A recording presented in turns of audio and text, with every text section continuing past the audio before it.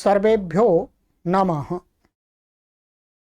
देववाणी संस्कृतं यूट्यूब चलदृश्यं प्रति भवतां भवतीनां च हार्दं स्वागतम्।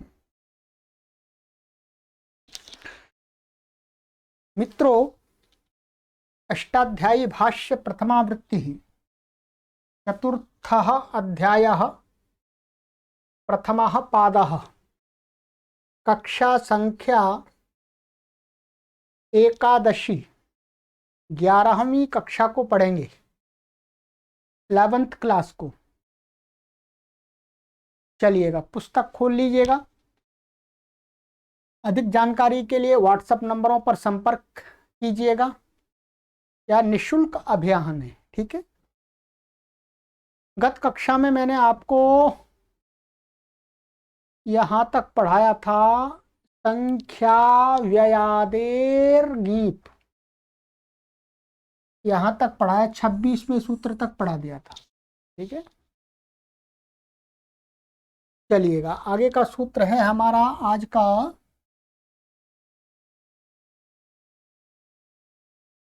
दामहायनान्ताच्च। दामहायनान्ताच्च पदच्छेदा दामहायनान्तात् पंचमी विभक्ति एकवचनान्तम च अव्ययपदम समासः। दामा च हायनश्च दामहायनौ। दामहायनौ अन्ते यस्य स दामहायनान्तः तस्मात् दामहायनान्तात्। द्वंद्व गर्भो बहुव्रीहि। पहले ये द्वंद्व समास था यहाँ पर और ये बहुव्रीहि समास हो गया। दामन शब्द है और हायन शब्द है। दामन नकारांत है, हायन आकारांत है। तो दाम और हायन शब्द और ये शब्द हैं अंत में जिसके, वो प्रातिपदिक लेना है। दामन अंत वाला, हायन अंत वाला, ठीक है। इसमें अनुवृत्ति आ रही है संख्यादेह गीप बहुव्रीहेः त्रियाम प्रातिपदिकात् प्रत्ययः परश्च। इन पदों की अनुवृत्ति आ रही है ऊपर से, ठीक है। बहुव्रीहि आ रहा है, जहां पर बहुव्रीहि लगेगा वहां पर अनुपसर्जन का संबंध नहीं लगेगा, ध्यान रखेंगे, ठीक है। अर्थः संख्यादेर दामहायनान्ताच्च बहुव्रीहेः स्त्रियां गे प्रत्ययो भावति। कहते हैं संख्यादेर, संख्या आदि में है, ठीक है। संख्या आदि में हो और दामन और हायन अंत में हो, ऐसे बहुव्रीहि समस्त प्रातिपदिक से वाच्य होने पर गे प्रत्यय होता है, ठीक है। उदाहरण यहाँ पर गुरुजी ने दिया है, द्वे दामनी यस्याह द्विदाम्नी त्रिदाम्नी। द्वौ हायनौ यस्याह द्विहायनी त्रिहायणी चतुर्हायणी। इन उदाहरणों के जो अर्थ हैं वो नीचे यहाँ पर दिए हुए हैं, ठीक है। ये लिखा हुआ द्विदामनी, दो रस्सी वाली गाय, माने ऐसी गाय जो थोड़ी मरखनी है, मारती है तो 2 रस्सी बांधनी पड़ती है, और अधिक मरखनी है, मारती है तो फिर 3 रस्सी बांधनी पड़ती है। 3 लोग उसको लेके चलते हैं भाई, ठीक है। ऐसे ही हायन है, तो ये आपका यहाँ हायन का उदाहरण दिया नहीं है इन्होंने, द्विहायनी त्रिहायणी और चतुर्हायणी, ठीक है। तो जो आपका हायन शब्द है उसका क्या क्या अर्थ है देख लेते हैं एक बार कोश में, आपके साथ विचार भी हो जाएगा हमारा भी, ठीक है।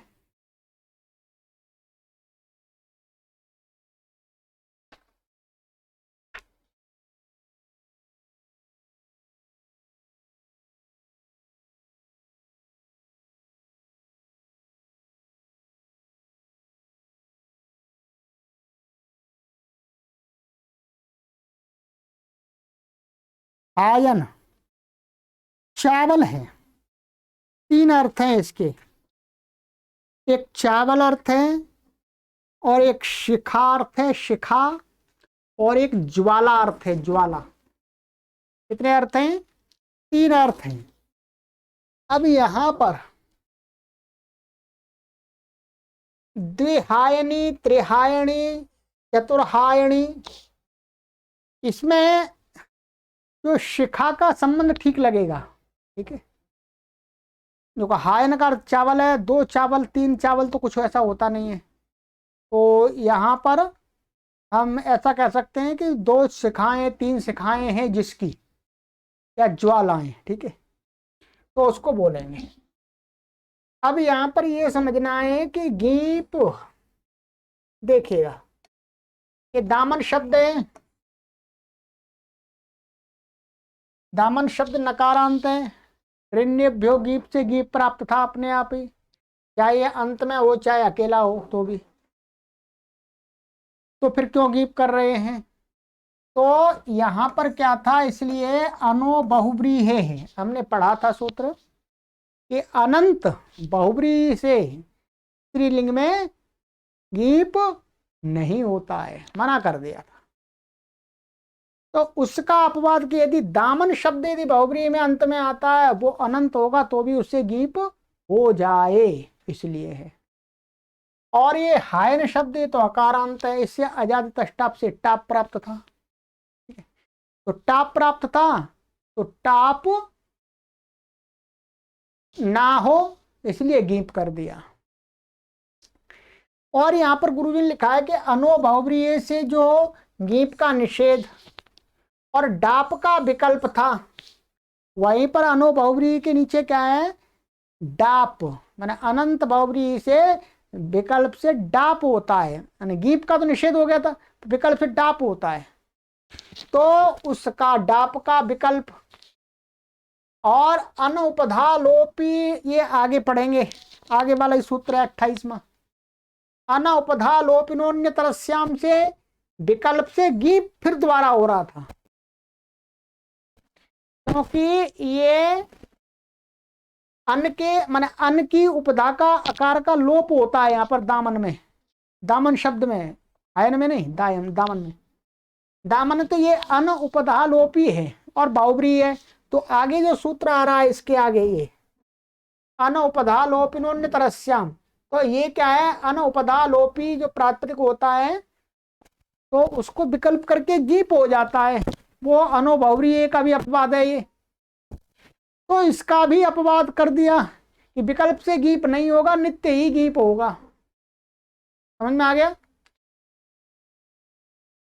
दामन शब्द जब बहुब्री समास में आता है तो सबसे पहले तो ऋण भो गीप से गीप प्राप्त होता है, फिर उसका अनु बहुब्रीय से निषेध हो जाता है। ठीक है, फिर डाप भाभ्याम अन्यतरस्याम से विकल्प से डाप होता है, गीप का तो निषेध ही होता है। परंतु ये दामन शब्द कैसा है, अन उपधा लोपी है, इसका आगे अन माने गीप आकर के यदि उपधा का लोप हो रहा है आकार का, तो उससे विकल्प से गीप का आ फिर दोबारा, तो ये गीप विकल्प से भी नहीं होगा, अब नित्य ही गीप होगा। इस क्रम से हमें समझना है। और हायन का सीधा सा है, हायन तो अकारांत है, उससे तो टाप ही प्राप्त था, उसका मना कर दिया, निषेध कर दिया, अपवाद है। ठीक है, आइएगा। तो ये कहते हैं, लिखा हुआ हायनांत से टाप प्राप्त था। अब सिद्धियों में कुछ भी विशेष आपको नहीं करना है, शॉर्टकट में बता देता हूं, बाकी हमने काफी सिद्धियां करा दी हैं आपको। यहाँ विग्रह किया था तो द्वि और औ और दामन और औ। ठीक है, अनेक मन्य पदार्थे से समास हो गया, समास होकर के सभी कार्य पूर्वत हो जाएंगे, लुक हो जाएगा, द्विदामन बन गया। अब आप इसमें लगाइएगा, द्विदामन हमने बना लिया। अब फिर दोबारा मैं एक बार तीसरी बार मैं सूत्र घटा के बताता हूं आपको। द्विदामन है, ठीक है, अब स्त्री वाच्य है, स्त्री को कहा जा रहा है, गाय को। तो अब सबसे पहले क्या प्राप्त होता है, ऋण्यभ्यो गीप से गीप प्राप्त होता है, ठीक है। फिर अनो बहुब्रीय से निषेध हो गया, अनंत बहुब्रीय। फिर डाबु भाव्याम अन्य तरस्याम से विकल्प से डाप कह दिया, पक्ष में कुछ भी नहीं होगा, ठीक है। फिर डाप विकल्प से प्राप्त हुआ। फिर उसका, ठीक है, फिर उसके बाद आगे एक सूत्र आ रहा, अनुपधालोपनोन्नतरस्याम, कि ऐसा अनंत जिसका आगे गीप आदि आकर के अन्य की मन आकार, अनंत के आकार की मन इसकी अल्लोपोना, अल्लोपन होता है, अल्लोपोना से इसके आगे यहाँ पर गीप आ जाएगा, तो अल्लोपोना से आकार मैंने भावी उपधा, मैंने भावी मैंने आगे चल के उपधा आकार का लोप होने वाला जिसका, उससे भावी लिया है इसमें, ठीक है। तो ये प्राप्ति इसने विकल्प से गीप प्राप्त करने लगा। तो इसने कहा नहीं, दामन तो अनुपदालोपी होने पर भी इसको नित्य ही गीप होगा, नित्य ही गीप होगा, तो गीप आ गया ये। गीप का ई बच्चा ये, और पूर्वत अल्लोपोना लग करके, और ये आकार का लोप हो जाएगा, बसंजा आदि होकर के अल्लोपोना लगेगा, ठीक है। तो आकार का लोप होगा, द्विदामनी, सु आ गया, हल्का लोप होगा, द्विदामनी बन गया। ऐसे त्रि शब्द आ जाएगा तो त्रिदामनी बन जाएगा। समझ लेना, आपको किसी से बहुत कम पढ़ाने वाले आपको इस प्रकार से समझाएंगे, ध्यान रखें, ठीक है। और मेरा जो लक्ष्य है वो यही है कि आपको अपने घर पर बैठे बैठे अच्छी प्रकार से समझ में आना चाहिए, कुछ छूटना नहीं चाहिए, छूटना नहीं चाहिए, मेरे विचार से कुछ भी नहीं छूटना चाहिए, ठीक है। तो ऐसे द्विदामनी बन गया और त्रिदामनी बन जाएगा आपका, ये हो गया, ठीक है। द्वौ हायनौ यस्या द्विहायनी, ये तो बिल्कुल सरल है। एक है द्वि और औ, ऐसे कर लीजिएगा, हायन या कारांत है और औ, ठीक है। समास होगा अनेक मन्य पदार्थ, ठीक है। अभी अकारांत है तो इसमें अजात तष्टाप से स्त्रीवाच्य, अजात तष्टाप से टाप प्राप्त हो रहा है, उसका बाद ये गीप हो गया, लोप आदि होकर के, और क्या बन जाएगा, द्विहायनी, त्रिहायणी, चतुर्हायणी, ठीक है। तो इसमें क्या है, अणत्व के लिए, अणत्व बाकी सब समान है, ये अणा अणा हो गया, यहाँ पर नहीं हुआ, इसके लिए यहाँ पर एक वार्तिक बनाया है। क्या है, एक वार्तिक बनाया है, यहाँ स्वर भी लगाया है, स्वर भी आपको दिखा देते हैं, स्वर का छूट रहा है, स्वर बता देंगे आपको, ठीक है।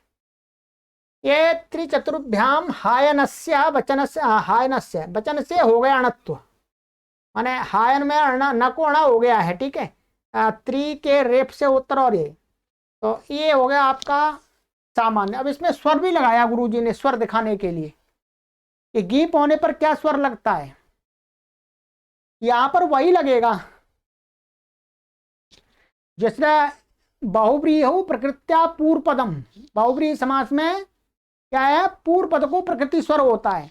तो ये पूर्व पद है द्वि, द्वि क्या है, फिशो अंत उदात्त, जो फिट सूत्र था फिशो अंत उदात्त, उससे अंत उदात्त अर्थात वही द्वि का ई उदात्त है। और अनुदात्तम पदम एक वर्जन, और उदात्तानुदात्त से स्वरिता, स्वरित हो गया ये, और स्वरिता संहिता अनुदात्तनम एक श्रुति हो गई, ठीक है। और ऐसे ही इसमें क्या है, द्विहायनी, यहां पर भी वैसे ही स्वर लगेगा बिल्कुल, और त्रिहायणी, चतुर्हायणी, इसमें भी लगेगा। चतुर्हायणी में थोड़ा अलग लगेगा, चतुर्हायणी में एक आपके लिए उणादि सूत्र है,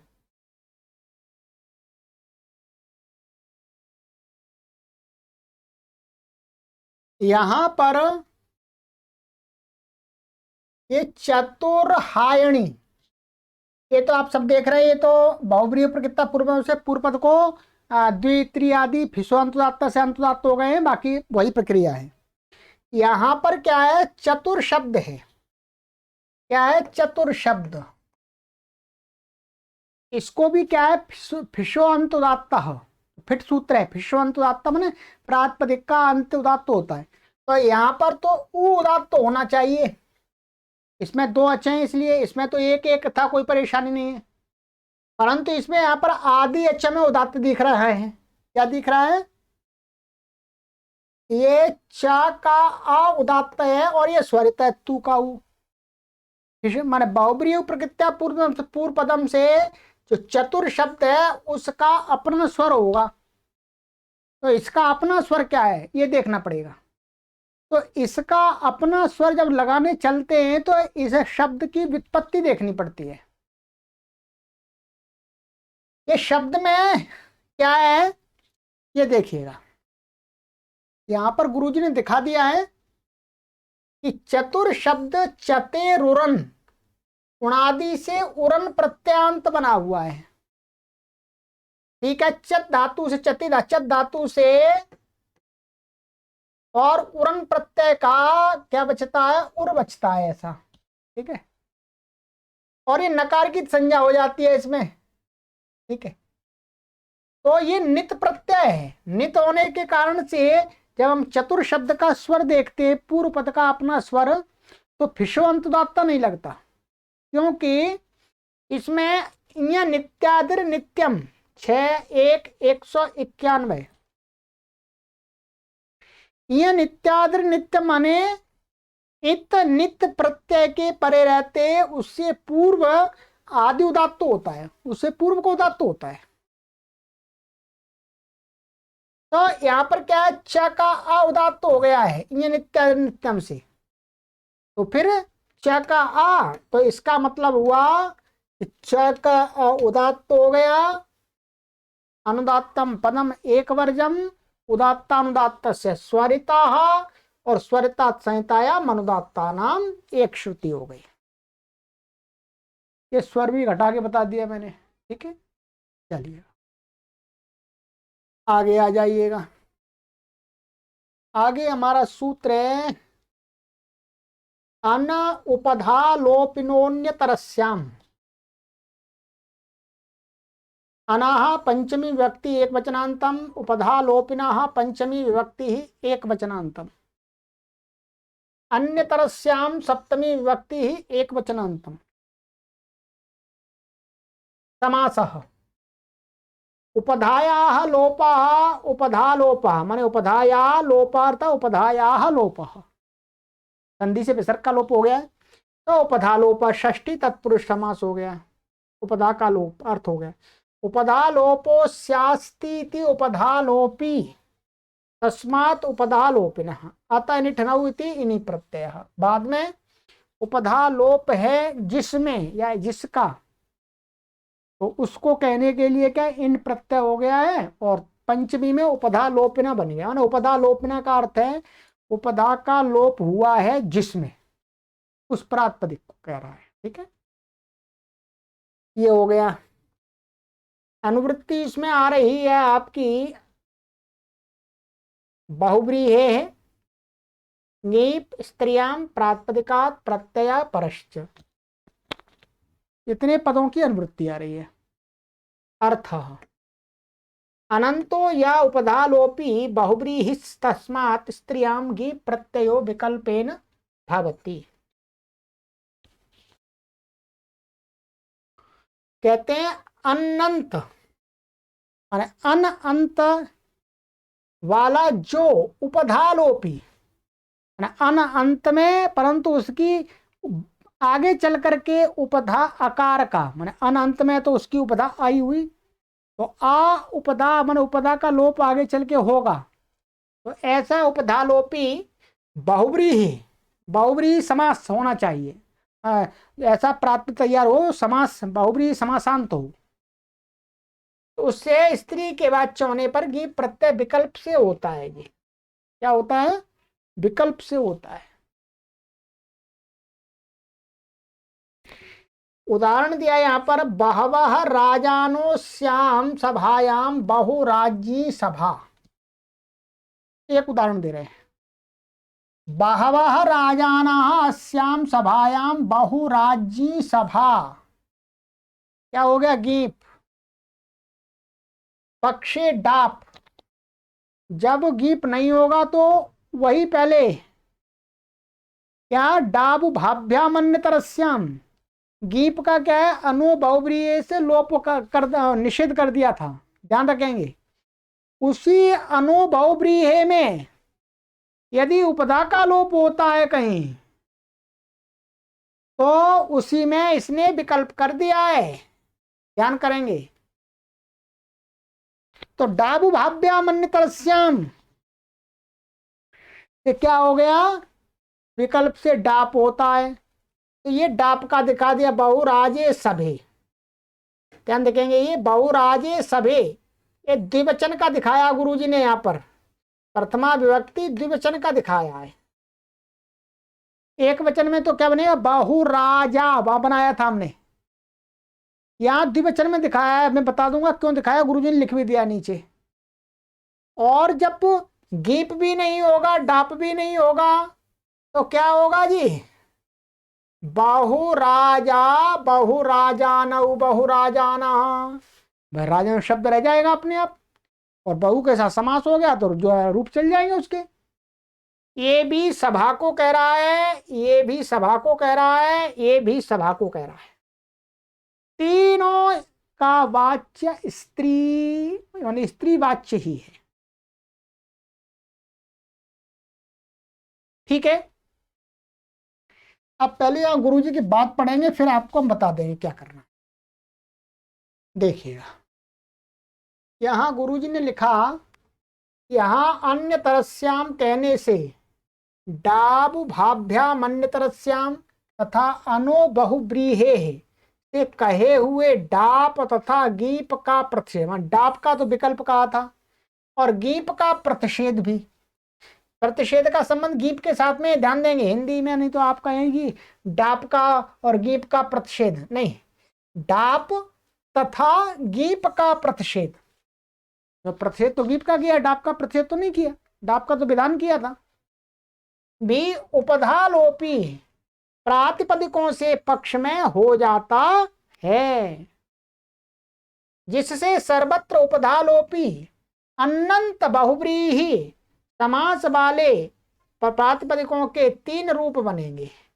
एक गीप वाला बनेगा इस सूत्र से, दूसरा डाप वाला बनेगा, तीसरा जो अनो बहुव्रीहि से जो निषेध हो गया उसका बनेगा। है? उसका निषेध भी काम करेगा, ध्यान रखेंगे। तीसरा गीप का तथा डाप का प्रतिषेध, माने तीसरा गीप तथा डा, ये गलत लिख दिया, दूसरा डाप वाला तथा तीसरा गीप के प्रतिषेध वाला, माने गीप नहीं होगा वो भी बनेगा। ये गीप का विकल्प किया है, अब ये अलग गीप है, वो वाला उस सूत्र से अलग हो रहा था। गीप का प्रतिषेध कर दिया इसने, वो विकल्प कर दिया, पक्ष में जो जो प्राप्त है वो हो जाएंगे। क्या एक तो डाव भाव्यामन्यतरस्याम से क्या था, प्राप्त था, डाप का विधान प्राप्त था और गीप का तो निषेध ही प्राप्त था, तो पक्ष में वो बन गया। तो अन्य तरस्याम का ये लाभ मिल गया, तीन रूप बन जाएंगे। हो सकता है आपको समझने में थोड़ी कठिनाई हो, पर कोई परेशानी वाली बात नहीं है, जितना समझ में आए उतना पर्याप्त है। अनो बहुव्रीहि से निषेध कहा है, डाप भाव्यामन्यतरस्याम से विकल्प से डाप कहा था, और जिस पक्ष में डाप नहीं होगा उस पक्ष में क्या हो जाएगा, बोलो बोलो, गीप का प्रतिषेध, माने सामान्य रहेगा, गीप होगा भी। परंतु यदि अन के आकार, अन के आकार उपधा अनुपधालोपी है, तो उससे तो विकल्प से गीप भी हो जाता है, विकल्प से गीप करता है। ये अनुभवप्रिय से गीप का जो प्रतिषेध किया था उसको रोकता नहीं है, वो प्रतिषेध भी हो जाएगा। डाप से जो विकल्प से डाप का है वो भी हो जाएगा, परंतु ये विकल्प से गीप करता है, इसलिए तीन रूप बन रहे हैं। क्या बन रहे हैं, तीन रूप बन रहे हैं, इसलिए ठीक है। ये अपवाद सूत्र नहीं, ध्यान रखेंगे, ये विकल्प कर रहा है, ये विधि कर रहा है। वास्तव में अपवाद होता तो पहले वाला गीप रुक जाता, अपवाद नहीं है ये। अनुभवप्रिय से जो गीप का निषेध प्राप्त था, फिर आगे चल के डाव भाव्यामन्यतरस्याम ने क्या कहा कि गीप का प्रतिषेध तो होता ही है, परंतु डाप विकल्प करके हो जाता है। डाप विकल्प करके हो जाता है। जब डाप विकल्प से होता है गीप का प्रतिषेध भी होता है, और यदि अन उपधालोपी है, अन उपधालोपी अन की आकार का उपधा का लोप हो रहा है और बहुब्री है, तो उसमें गीप भी विकल्प से हो जाता है, ये विधि कर रहा है। इस कारण से 3 रूप बन रहे हैं। ठीक है, आ जाइएगा। अब आपको यहां पर थोड़ी सी सिद्धि, बिल्कुल सरल है, कोई परेशानी नहीं है। क्या है? बहुराज्य, तो बहवह राजाना, तो इसमें आप अलौकिक विग्रह करेंगे, बाहु जस और राजन जस। ठीक है, अनेक मन पदार्थ से समास हो गया, पूर्व लुक आदि हो गया, तो बहुराजन ऐसा बना। ठीक है, बहुराजन। अब इस सूत्र ने क्या है, आगे चल के इसके आकार का लोप होने वाला है, क्योंकि गीप आ रहा है, गीप आएगा तो अल्लूप होने से अन का आकार का लोप होने वाला है। तो इसलिए इससे विकल्प से गीप हो गया जी, गीप हो गया ये, और गीप का ई बच्चा, और अल्लोप होने से आकार का लोप हो गया, ध्यान रखेंगे। अल्लोप होने जग के आकार का लोप हो गया, और ज और न, अब यहाँ पर स्तोष्ण ष्चु से संधि प्राप्त होने लगी, तो न को क्या हो जाएगा, इया। इया तो जा इया, जा इया को कैसे लिखेंगे,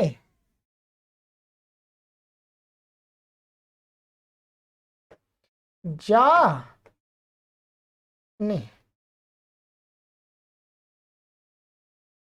रा और जा और इया मिलते हैं, तो ऐसे लिखने की जो लिपि है वो ऐसी है, और ई मिल गया गीप का ई, और सु आ गया, उसका हल्का दिलोप हो गया, तो बहुराजी ऐसा बन गया। और ये तो हो गया। अब डाप पक्ष में ये द्विवचन में दिखाया है, यहाँ पर द्विवचन में इसलिए दिखाया है क्योंकि एक वचन में ऐसा बन रहा है, यहाँ पर जब गीप नहीं होता तो बहुराजा बनता है एक वचन में, और डाप होता है तब भी ऐसा ही बनता है। इसलिए भेद करने के लिए कि डाप का एक वचन में तो ऐसा ही बनेगा जी, बहुराजा हमने बनाया भी था, डाप वाव्य मंत्र शब्द बनाया भी है, तो यहाँ पर द्विवचन का दिखा दिया है, बहुराजे सभे, माने ऐसे बहुत सारे राजा हैं जिन 2 सभाओं के, ऐसी 2 सभाएं। ठीक है, 2 सभाएं ऐसी हैं जिनके बहुत बहुत राजा हैं। तो बस यहाँ पर ये आपका ये सिद्धि तो मैंने करके दिखाई दी थी आपको, यहाँ पर सारी समास आदि होकर के बहुराजा ऐसा बन गया, और ये डाप आ गया, डाप भाव्य मंत्र डाप आ गया, डाप का, और टे, टे सूत्र से क्या हो जाएगा, टी भाग का लोप हो जाएगा, अन का लोप हो गया, तो आ मिल गया बहुराजा, और सु आ गया, हल्का दिलोप हो गया, बहुराजे, बहुराजा बन गया। परंतु यहाँ पर गुरुजी ने द्विवचन का दिखाया है, तो द्विवचन की सिद्धि आपको हमने पहले भी करा दी है, जैसे उसको खटवा खटवे, खटवे वैसे बनेगी। यहाँ पर क्या आ जाएगा, औ आ जाएगा, औ, और औंग आपह, औंग आपह से क्या हो जाएगा, शी हो जाएगा, इसको अभी सूत्र देख लीजिए, शी ई हो गया ये, और फिर प्रथमयो पूर्व सवर्ण, फिर उसका अपवाद है नादीची, और फिर आद गुण से गुण होकर के क्या बन जाएगा, बहुराजे ऐसा बन जाएगा। ठीक है, कॉपी पे बनाइएगा, बहुराजे।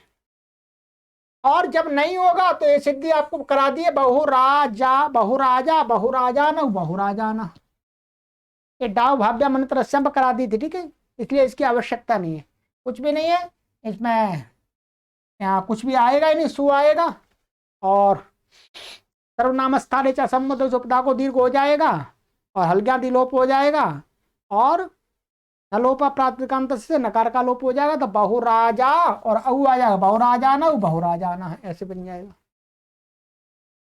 ठीक है, ये दिखा दिया। यहाँ गुरुजी ने एक यहाँ लिख दिया है, डाप तथा गीप प्रतिषेध वाले, मैं डाप तथा गीप का प्रतिषेध जब होता है तो प्रथमा एक वचन में एक जैसे ही रूप बनते हैं। अतः भेद दर्शाने के लिए डाप का रूप प्रथमा के द्विवचन में दिखलाया गया है। सिद्धि में कोई विशेष नहीं है, क्योंकि सिद्धि आपको शुरू में हमने करा दी है। डाप वाव्या मंत्र रस्म पर करा दी थी, फिर दोबारा आवृत्ति करा दी आपकी। ठीक है, चलिएगा।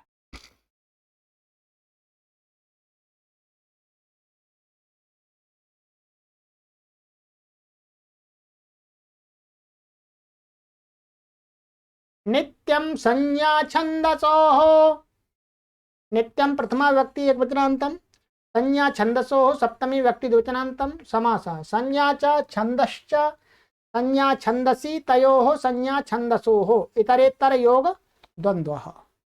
संज्ञा और छंद अनुवृत्ति आ रही है इसमें। आना उपदालोपिना बहुव्रीहे है, गीप स्त्रियां प्रातिपदिकात् प्रत्यय परश्च। ठीक है,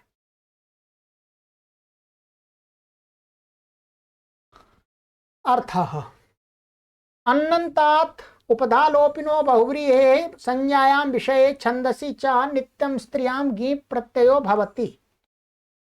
अन अंत वाला उपधालोपी कोई बहुव्रीहि समास वाला प्रातिपदिक है तो संज्ञा विषय में, संज्ञा विशेष किसी का नाम आदि, और अथवा छंद विषय में नित्य ही स्त्रीलिंग में गीप प्रत्यय होता है। ऊपर वाले सूत्र से जो सारी शर्त वही है, पर संज्ञा और छंद में नित्य गीप हो जाता, विकल्प से नहीं होता। अर्थात डाव वाव्या मंत्रस्याम नहीं लगेगा। ठीक है, और अनुबबुरी से निषेध भी नहीं होगा, नित्य ही गीप होता है। तो सुराज्य अतिराज्य नाम ग्राम, ये किसी गांव के नाम है। सुराज्य और अतिराज्य ध्यान रहे, ये संज्ञा है। अभी जैसे बहुराज्य बनाया था वैसे ही सुराज्य बना लीजिएगा, है? और ये नाम है। जैसे शोभना राजाना यस्मिन् ग्रामे या यस्याम नगरयाम, ये संज्ञा है, इसलिए गांव को ही ये स्त्रीलिंग कह रहा है। ग्राम शब्द तो पुल्लिंग है, परंतु उसका जो विशेषण है वो तो स्त्रीलिंग प्रयोग हो रहा है। तो वैसे विशेषण तो क्या है, ये तो नाम है गांव का। गांव जैसे बोलते हैं खानपुर, प्राणपुर है, और बहुत सारे नाम है, रामपुर, श्यामपुर। तो ये बस ग्राम अर्थात गांव, गांव तो यहाँ लगाना नहीं, तो ये स्त्रीलिंग शब्द ही गांव के लिए वहां पर प्रसिद्ध है, रूढ़ है। तो यहाँ पर सु और अति राज्य सिद्धि वैसी बन जाएगी, बिल्कुल ठीक है। छंदसी गौहु पंचदामनी, पंच माने पांच रस्सियों वाली गाय, ये छंद में प्रयोग है। पंचदामनी, तो पंचदामनी सिद्धि वैसी है। ठीक है, एक दामनी एक रस्सी वाली, द्विदामनी दो रस्सियों वाली, एक मूर्धनी माने एक मूर्धा वाली, कोई भी जो पशु होगा कुछ भी। समान मूर्धनी समान मूर्धा वाली, सिद्धियों में कुछ भी नहीं है, दामन तो ऐसे एक जैसे बन रहा है। और ये मूर्धन शब्द है तो यहाँ पर भी अकार का लोप हो जाएगा और ये हो जाएगा। यहाँ पर है ना तोगा नहीं, क्योंकि बीच में ये आ गया, धा आ गया बीच में, इसलिए र के बाद में धा आ रहा है, इसलिए अणत तो नहीं होगा। तो ये हो गया आपका सिद्धि 27 के समान ही है, वो हमने आपको बता दी वैसी है।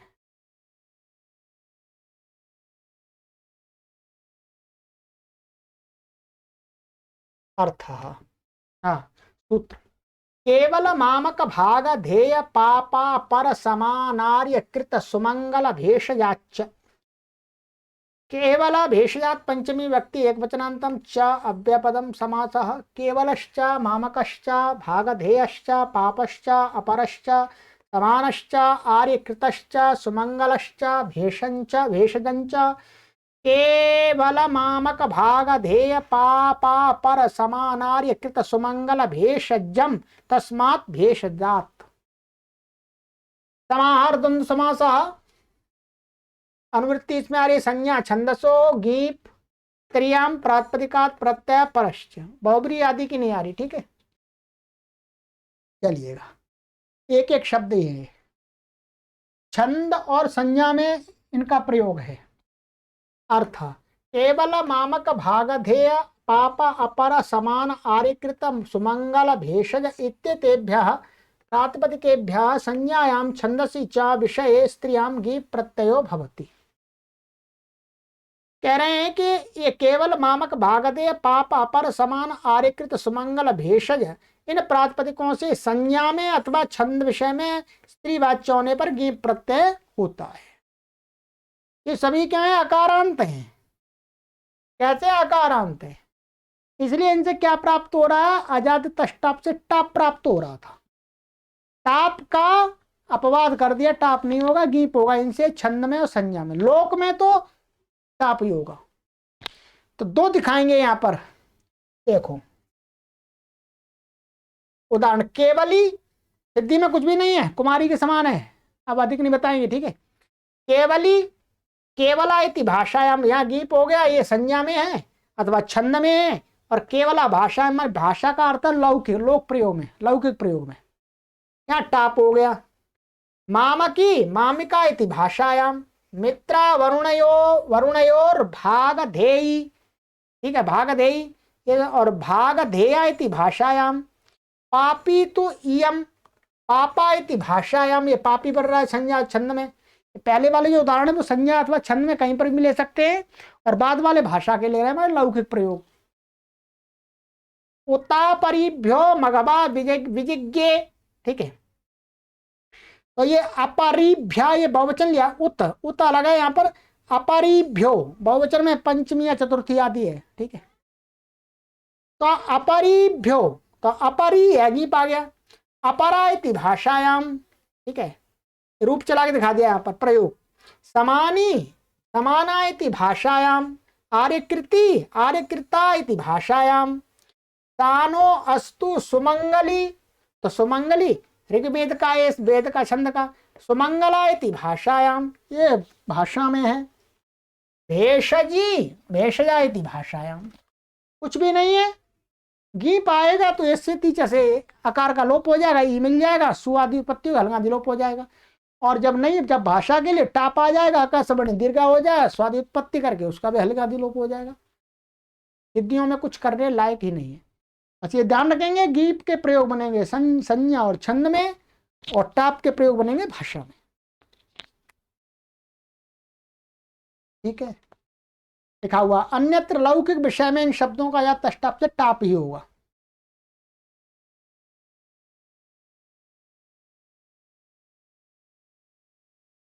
रात्रेश्चाजसौ,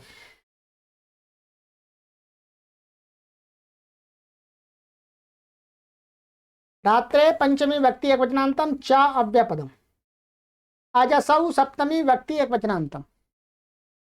न समास, न जसी अजसी, तस्मिन् अजसौ, नहीं तत्पुरुषः। अनुवृत्ति संज्ञा छंदसो गीप स्त्रियां प्रातिपदिकात् प्रत्यय परश्च, इनकी अनुवृत्ति आ रही है ऊपर से। अर्थ रात्रि शब्दात् स्त्रियां संज्ञायां छंदसी च विषये जश विषयात् अन्यत्र गीप प्रत्ययो भवति। कहते हैं रात्रि जो शब्द है स्त्रीवाच्य, स्त्री को कहेंगे तो संज्ञा अथवा छंद में, छंद विषय में जस विषय से, माने जो बहुवचन का प्रत्यय जस है, तो जस के रूप को छोड़ करके अन्य विभक्तियों के विषय में, अन्य विभक्तियों के विषय में क्या है? प्रथमा एक वचन द्विवचन हो सकता है, द्वितीय के सभी हो सकते, तृतीय आदि के सभी, तो उनमें क्या हो जाएगा? गीप प्रत्यय होता है, ठीक है। जैसे या रात्रि सृष्टा, तो यहां पर क्या है? ये प्रथमा का एक वचन का है, तो रात्रि क्या बनेगा? रात्रि। इसका क्या हो जाए? रात्रि ऐसा शब्द है, और आगे देख करके विषय इसको एक वचन में प्रयोग करना है, द्विवचन में, बहुवचन में करना है, फिर नहीं होगा।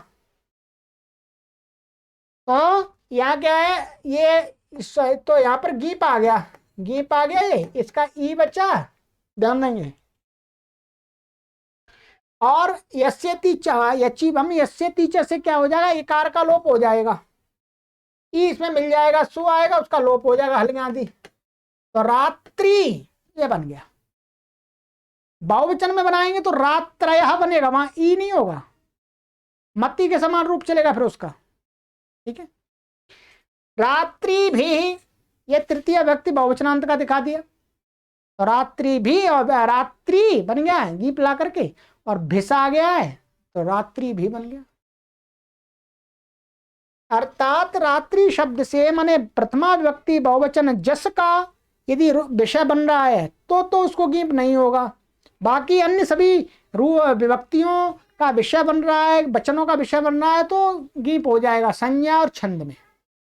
लोक में नहीं कर रहे, ध्यान रखेंगे। लोक में तो रात्रि शब्द ही कारांत ही रहेगा, उससे गीप नहीं होगा किसी भी वचन में, किसी भी व्यक्ति में। ठीक है, संज्ञा और छंद की कह रहे हैं। चलिएगा, तो आज की कक्षा में इतना ही करते हैं। बाकी अब तेजी आ जाएगी, अब कोई परेशानी नहीं है, अब विषय की भूमिका अच्छी प्रकार से बन गई है। ठीक है, अब अगली कक्षा में और तेजी से पढ़ाएंगे। ठीक है, चलिए, सर्वेभ्यो नमः।